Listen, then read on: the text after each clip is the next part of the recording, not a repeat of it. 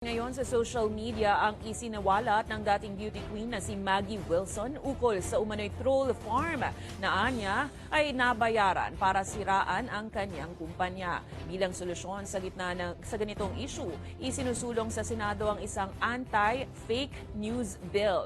Pero bakit tutol at may babala rito ang grupo ng mga mamamahayag at ilang eksperto? Alamin sa balitang A to Z ni Ian Maghanoy.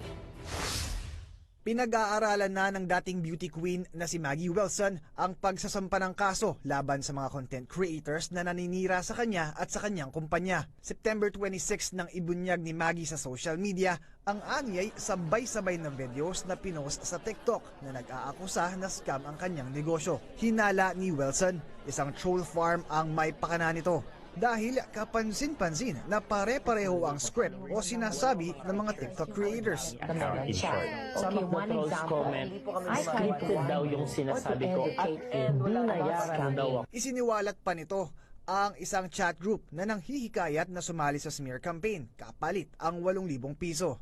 Ang ilan sa mga ito umamin ng nabayaran at nagsorry sa nagawa. Gusto kong bumawi kay Ma'am Maggie Wilson and super nagigilty talaga ako, guys. Alam ko po na mali po yung ginawa ko.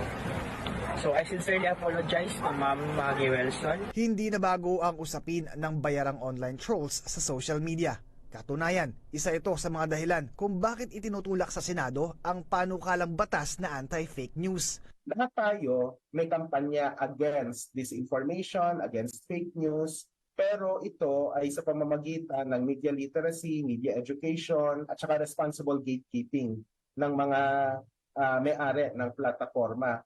Maganda naman ang hangarin ng naturang panukalang batas ni Senator Jinggoy Estrada.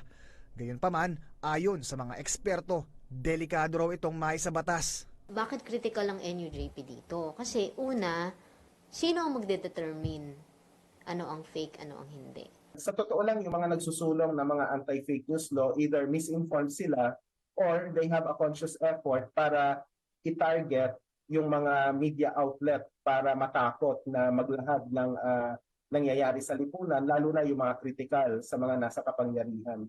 Paliwanag ng National Union of Journalists of the Philippines, banta ito sa malayang pamamahayag at pagpapahayag. Kung ang magdedetermine yan ay mga nakaupo sa pwesto, it can be weaponized against critical journalists and even ordinary citizens.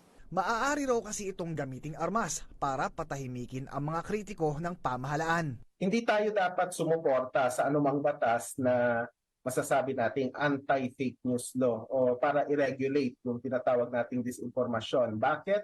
Kasi ito parang anti-terror law yan, pwede siyang ma-weaponize laban sa mga nagsusulong ng katotohanan. Parang ganito yan, pag nagsabi ka ng kasinungalingan, I will not tell you that you have no right to speak. But I will tell you that what you say is not true. Pero sa gitna ng debate ukol sa anti-fake news bill, ano nga ba ang dapat gawin sa mga online at bayaran na troll? Payo ng Anti-Cybercrime Group. Lagi nating ina-advise na huwag nating intindihan at huwag nating paniwalaan kasi hindi lahat ng mga nakikita natin sa social media ay totoo. Ika nga, huwag pansanin at huwag pasikatin para huwag mabigyan ng plataforma ang mga nakikita nating nagsusulong ng maling impormasyon. Para sa Balitang A to Z, Ian Maghanoy.